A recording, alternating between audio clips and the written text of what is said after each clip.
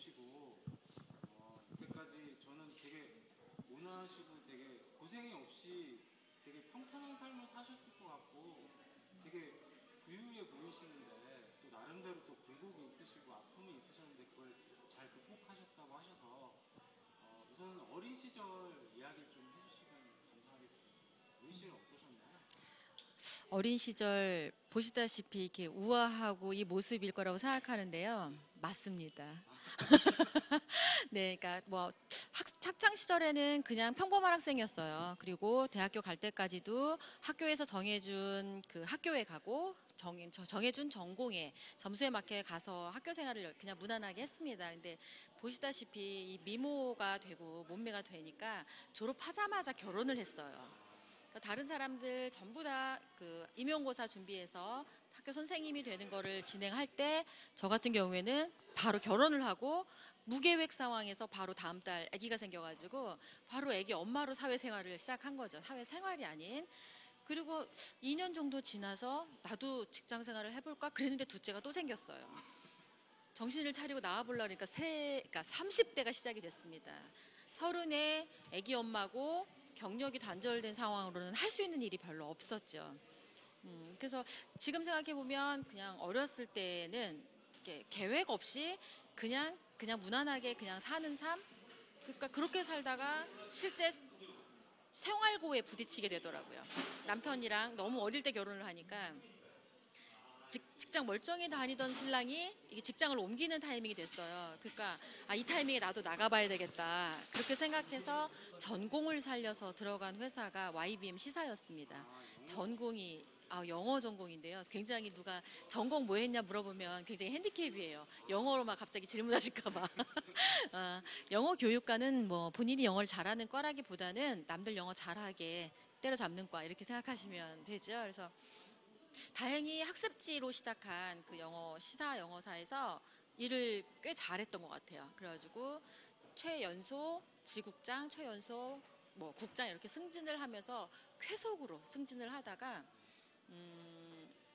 한 8년 정도 근무를 하고 나서 거기 같이 다니던 분이 나 좀 도와줘라고 얘기를 했을 때 네 알겠습니다. 그 한마디가 제 인생을 이렇게 바꿨습니다. 회사를 나와야 되는 거였어요. 그분이 나오면서 회사를 차리면서 거기서 제가 일을 제일 잘하고 있었기 때문에 저를 데리고 나가시려고 나를 도와달라고 한 건데 제가 아무 생각이 없이 회사를 다녔기 때문에 연봉도 제일 많이 받고 있고 제일 높은 직급임에도 불구하고 이제 그냥 도와드리겠다고 약속했으니까 약속한 걸 지켜야 되잖아요. 그래서 사장님한테 말씀을 드렸죠. 저 다른 일 좀 해봐야 될 것 같습니다. 그럼 보통 일을 잘하면 사장님이 잡아야 되잖아요. 근데 사장님이 제가 일하는 게 껄끄러웠던 거예요. 일은 잘하는데 늘 사장님한테 들이대로 일을 한 거예요. 밑에 이 조직원들의 일을 대변하는 유관순처럼 일을 진행을 했던 거죠. 그러니까 저거 호시탐탐 저걸 언제 자를까 이렇게 생각하고 있었는데 아니나 달러 자기가 와서 지발로 나가겠다고 하니 얼마나 반가우세요. 그러니까 화색이 딱 도시면서 그래 젊으니까 딴 것도 해봐야지. 난 내가 나간다 그랬는데 잘린 거였어요. 생각해보니까. 딜레이 하시면 할 말이 있으시잖아요. 꼭 필요해서 못 나간다. 그게 또 안 되죠. 그러니까요. 그래서 이게 그 조직을 그렇게 살려내고 뭐 그 회사의 신화다 이렇게 얘기를 들었던 제가 이렇게 나간다고 했을 때 안 잡는 이 현실을 보고 무서웠습니다. 네, 그랬는데 그 다음 회사로 옮겨가지고 했는데 6명이 동업한 회사였어요. 6명이 동업을 하면 회사가 꼴이 어떻게 산으로 갔습니다. 그래서 거기에 저를 데리고 갔던 사장님이 이제 저만 데리고 또 홀로 나오셔서 1인 기업을 창업을 하셨죠. 어떤 어려움이 있죠, 그러면? 그러면 이제 급여라든지. 그렇죠. 바로 당면하시네요. 그러니까 생각 없이 살다 보니까 누군가가 이렇게 나를 도와줘, 이렇게 살자라고 하는 거에 무조건 네 하고 그냥 성실히 살았다가 정신 차려 보니까 이제 월급도 받을 수 없는 상황. 그다음에 제 정체성도 없어졌어요. 예전에 어느 회사 다녔다라고 하는 타이틀이 3, 4년 지나니까요. 쓸 수가 없는 거예요. 그럼 너 뭐 하는 사람이야 얘기해야 되는데 제가 뭘 잘하는지 저도 모르겠고 열정 하나만 있는 것 같은데 뭐든 잘할 수 있을 것 같은데 정말 다른 사람이 알아봐 주는 게 하나도 없더라고요. 그때 만났던 분이 제가 그 대학교 3학년 때 편집학원을 다니면서 이렇게 그 위에 카피라이터를 이제 카피를 가르쳤던 선생님이셨어요. 그래갖고 그럼 내가 교육회사를 지금 차리니까 와서 교육을 좀 같이 해보지 않겠느냐. 처음 공개하는 건데, 그래서 네, 그리고 갔는데 월급도 책정돼 있지 않았고 진행하다가 4개월 만에 다 위에가 다 그만두시더라고요. 너무 자유스럽게. 자연스럽게 회사로 분명히 생각하면서 만든다 그래서 갔는데 4개월 정도 되니까 다 책임을 안 지고 다 나가시는 상황에 제가 준비 안 된 상태로 누군가의 월급을 책임져야 되는 위치에 가 있더라고요.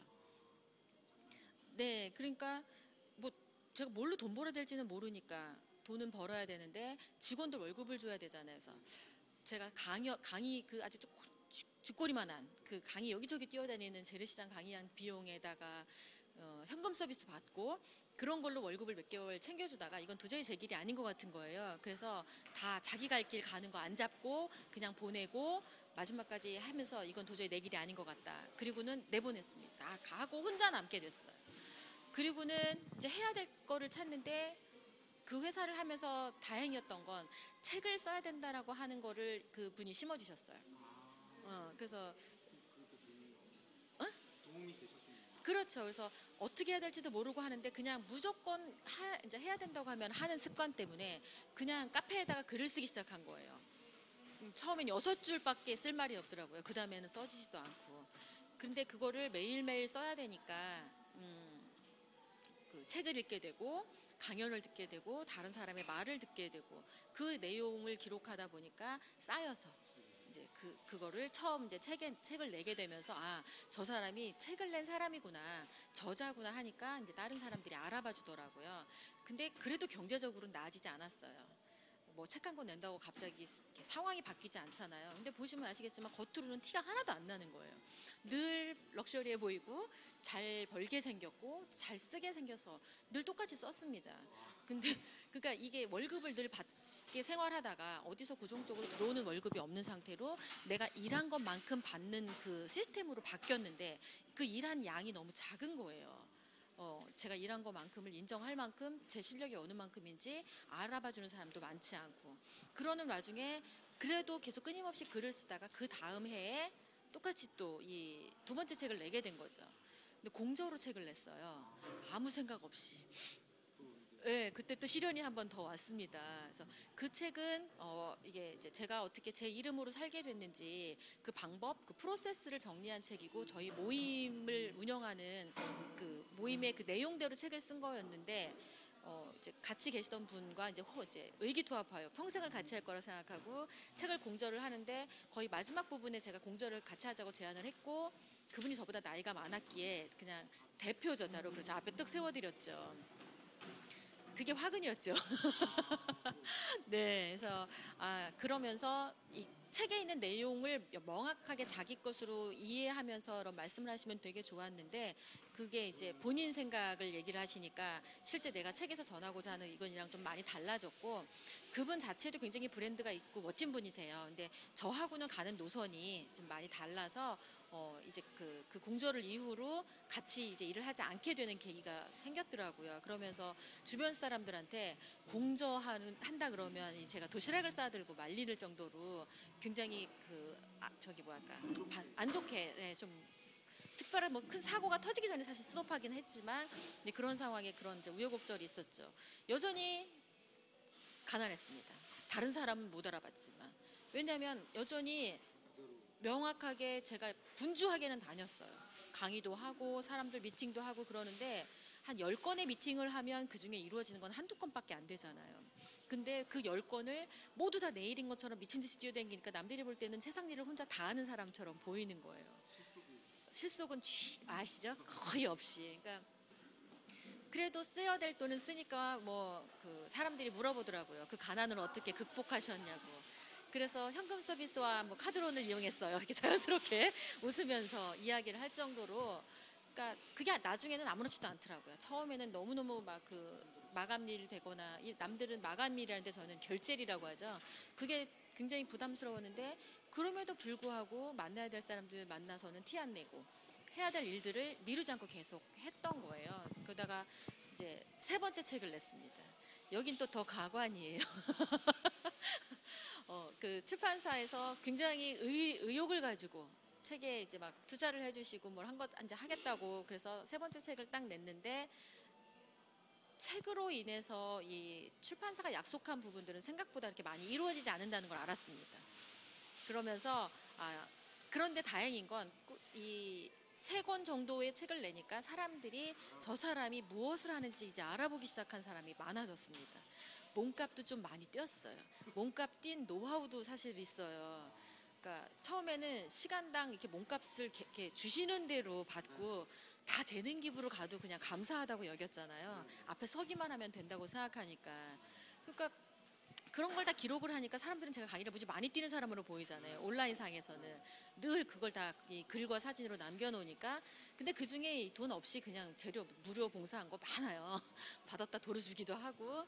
근데 어느 순간 몸값을 좀 올려야 되겠는 거예요. 그래가지고 그 지방에서 강연 들어온 거를 부르르 떨면서 시간당 이렇게 지금 1시간 반 강의면 70만 원 받습니다. 이렇게 처음 딱 얘기를 했어요. 그래서 속으로는 깎아줄 생각을 분명 하고 있었죠. 비싸다 그러면. 그랬더니 그쪽에서 알겠다고 그렇게 하겠다고 성큼 얘기하는 거여서 와 이제 조금씩 되는구나.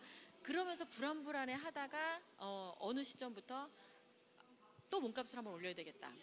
라고 생각을 했습니다. 그리고 그에 걸맞게 저도 계속 그 재능 기부와 여러 가지 그런 강연의 기회를 통해서 사람들한테 줄 수 있는 메시지가 명확해지기 시작했습니다.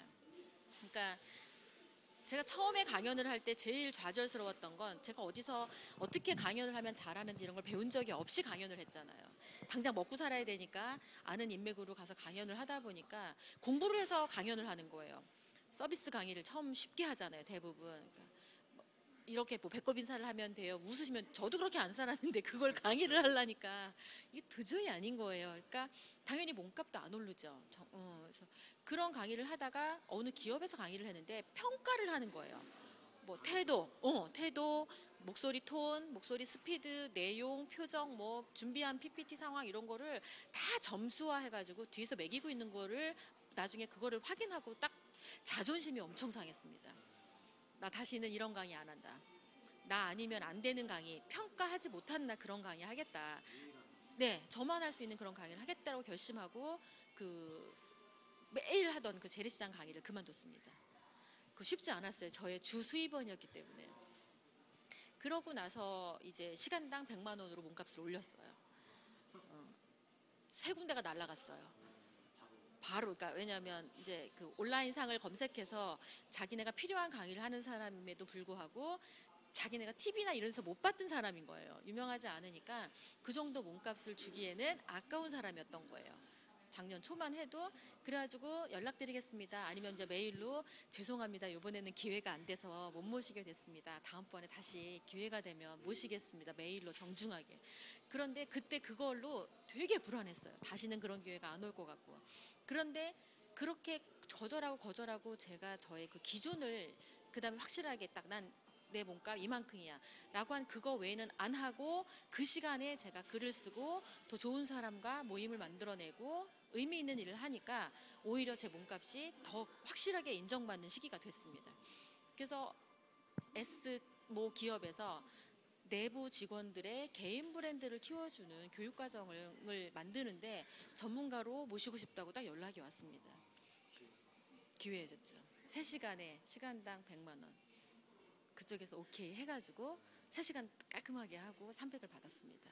이제 됐구나라는 생각이 들면서 사람이 어떻게 이 자신의 그걸 가느냐. 그러니까 내 가치를 올리는가 그런 부분들을 이제 몸으로 제가 깨닫게 된 거예요. 진짜 그 귀중한 걸 팁을 얘기해. 네, 살면서 솔직히 다 금방 될 것 같은데 그렇게 마음의 그 자존심 상하는 부분이라든지 좌절스러운 부분들을 감내하면서 내가 나하고 배팅을 한 거잖아요. 난 그냥 무조건 부르면 간다 얘기 아니라 어느 순간 딱 됐을 때는 이거 기준 밑으로 난 안 한다. 이제 돈이 아니라 가치로 가겠다. 그렇게 하고 나니까 요번에 이 최고의 몸값을 찍었습니다. 20분 특강에 150 받았습니다. 이게 이제 네, 박수 저절로 나오죠. 그러면서 사실 그 강의만 하고 이렇게 책만 쓰는 걸로는 어딘가 모르게 불안함이 있습니다. 왜냐하면 제가 이제 이렇게 제 영역을 명확하게 하고 나니까 저와 함께 하고자 하는 사람들이 생기더라고요. 그래서 제 주변에서 저와 같이 일하는 사람들이 생겼는데 전에 제가 준비 안 된 상태로 사장 노릇을 했다가 제 그릇이 아닌 것 같아서 이렇게 다시 이렇게 보냈다고 했잖아요. 근데 또 여전히 제 옆에서 같이 저와 함께 가는 사람이 생기는데 이 사람들의 뭔가 월급을 챙겨주거나 이러기에는 아직도 부족한 거예요. 그동안 마이너스 상태가 너무 지하 깊숙이 파여 있어서 이제 지상으로 지상으로 올라오기가 무섭는데 근데 또 옆에 또 챙겨낼 사람이 생기기 시작하니까 이게 불안한 거예요. 그래서 같이 하면 할 수 있는 일이 뭐가 있을까 이런 걸 또 고민하기 시작했습니다. 그래서 그 친구가 잘하는 것과 제가 잘하는 거를 재능을 결합했어요. 온라인을 굉장히 잘하는 친구와 제가 아이덴티티를 잡거나 어떤 방향을 잘하는 기획을 잘하니까 두 개를 결합해서 온라인 브랜드를 만들어주는 매니지먼트를 이제 회사 영역으로 세우게 된 거죠. 처음에는요 다 재능 기부로 사람들이 그걸 해줬어요. 그러니까 그냥 겉으로는 굉장히 그럴듯하고 전문가인데요. 돈 하나도 안 받고 어떤 경우에는 자기네 그냥 상품으로 주고 올해 초까지만 해도 그랬던 것 같아요. 뭔가 일은 되게 많이 했는데 실제 돈이 되는 일이 그렇게 많지 않더라고요. 왜냐하면 일은 해도 그 일로 성과가 얼마나 났는지를 사람들은 궁금해합니다. 그리고 누구를 해줬는지를 궁금해해주는 거예요. 그 사람 그런 실적 만들 때까지는 돈이 안 돼요. 그것도 다 역시 마찬가지로 또 이 땅굴을 파가면서 좀 몸값이 오른 부분들이 남들한테는 그럴듯하게 얘기를 했지만 여전히 또 새로운 영역에 저와 함께하는 사람까지를 같이 포함하기엔 또 여전히 역부족이었습니다. 그런데 계기가 생기더라고요. 이게 이제 앞에서 제가 어떤 일을 하는지를 사람들한테 명확하게 인식시켰습니다. 제가 책을 쓴 작가잖아요. 그리고 강연을 하고 브랜드 매니지먼트로서 브랜드를 만들어가고 제가 어떤 사람을 브랜드 했는지를 온라인에 기록을 남기니까 이제 사람들이 알아보기 시작했습니다. 그들이 추천을 막 해주시는 거예요. 이 사람도 브랜드 필요해요. 저 사람도 필요해요. 그러다가 이제 이름만 대면 아실 만한 분들의 브랜드 매니지먼트를 하게 되었습니다. 그러면서 이제 부르는 게 값이. 예전에는 공짜로 부르고 만들어주고 여기서 제가 만들어줬다고 그거 실적을 만들었다면 이제는 얼마 받는지 아세요? 전에는 브랜드 블로그라고 이렇게 오픈해주고 50만 원 받고도 부르르 떨었어요. 아시죠? 근데 이제는 구축 비용 500만 원 받습니다.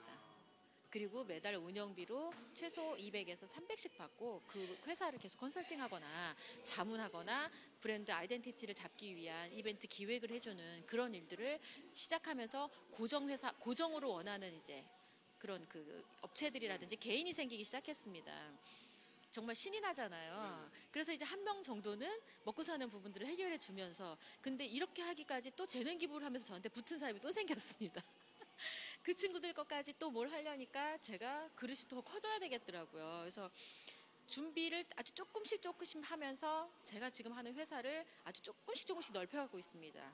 그래서 예전처럼 제가 딱 만나자마자 너 월급 얼마 줄게 이렇게 일을 하는 게 아니라 그 친구가 저에게 제가 하는 일에 재능을 먼저 기부하게 합니다.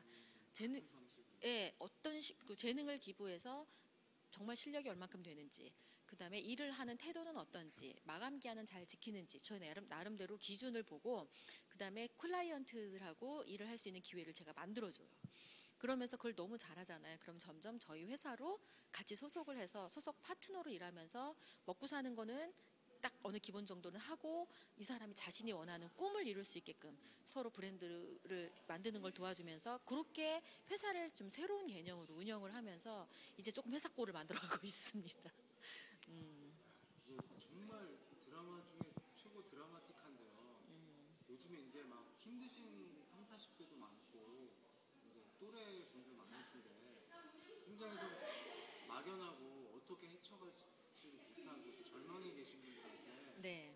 되게 기감이 되실 것 같은데 마지막으로 그분들한테 좀 어떻게 해주고 싶은 말씀, 용기를 용기라. 사실 좀 젊은 친구들한테는 이런 얘기를 해주고 싶어요. 얼마 전 구미에 가서 청년 일자리 한마당에 굉장히 많은 친구들이 와가지고 저 이제 20분 특강을 딱 들은 다음에 질문을 하더라고요. 저희 지방인데 지방에는 혜택이 별로 없습니다. 그러면 이런 저희한테 해주고 싶은 이야기 없습니까? 이렇게 똑같이 묻더라고요. 그래서 이렇게 답했습니다. 이 지역에는 인터넷 안 들어옵니까? 이 동네 서점에는 책 안 깔립니까? 실제 필요한 건 본인이 찾으면 얼마든지 주변에 많습니다. 근데 무엇을 해야 될지 모르기 때문에 자기가 뭘 잘하는지 모르기 때문에 여전히 다른 사람의 세워놓은 꿈에 부속으로 들어가서 열심히 하려고 하는 그거에만 익숙해 있잖아요. 아직도 방황하고 계시다라고 한다면 저는 자신에 대해서 공부를 먼저 해보라고 얘기하고 싶습니다. 내가 진짜 무엇을 잘하는지, 뭘 할 때 밤을 새워도 짜릿한지, 그걸로 평생 해야 재밌잖아요. 근데 그런 게 시간이 오래 걸리는 것 같아도 어느 순간 딱 지나잖아요. 정점을 넘으면 내 재능과 결합된 이 비즈니스이기 때문에 이게 아이디어가 사방 여기저기로 이렇게 퍼진다, 이런 걸 알겠더라고요. 간신히 시키는 일을 잘해서 그 월급 받는 그거에서 벗어나서 처음에는 막막할 수 있습니다. 왜 시키는 일만 했으니까. 누가 뭐 이렇게 해줘야 될 것 같고 그 기준 안에 뭘 해야 될 것 같고, 근데 딱 나오면 내가 그 기준도 만들어야 되고 그 기준의 결과물도 나 혼자 내야 되고, 근데 이거를 다른 사람이 인정할 만큼 할 때까지가 굉장히 막막하잖아요. 그 시기가 짧으면 1, 2년, 길면 10년도 걸린다고 하잖아요. 그러니까 내공 있게 막 뭔가를 해야 되는데, 그 시기를 대부분 1인 기업가나 홀로 서는 분들, 직장을 나오시는 분들은 1인 기업가라 그랬더니 혼자 뭘 해야 된다고 생각하는 거예요. 왕따가 아닌 다음에요. 혼자 할 이유가 없습니다. 주변에 사람이 굉장히 많아요. 우리처럼 자신이 하고 싶은 영역을 찾지 못하는 사람부터 시작해서 뭔가 한 분야에는 전문가인데 다른 분야는 잘 못하는 분들이 꽤 많아요. 그럼 분야별 전문가가 뭉치면 되잖아요. 어떤 프로젝트가 있다 그러면 그 일을 잘할 것 같은 사람끼리 모여서 그 일을 아주 잘하게 만들어서 성과를 내고, 그 과정들이 다 공부가 되거든요. 그래서 어떤 경우에는 일이 돈이 안 되기도 해요.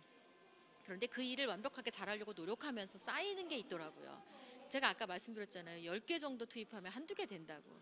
근데 그 나머지 8개도 실전처럼 연습했기 때문에 어디 가서도 다 제가 뭐 기획을 하거나 할 때 다 쓰임이 있더라고요. 버릴 게 없더라고요. 그래서 일을 하는 기준을 정해놓고 일을 하시면 참 좋지 않을까 생각을 해요.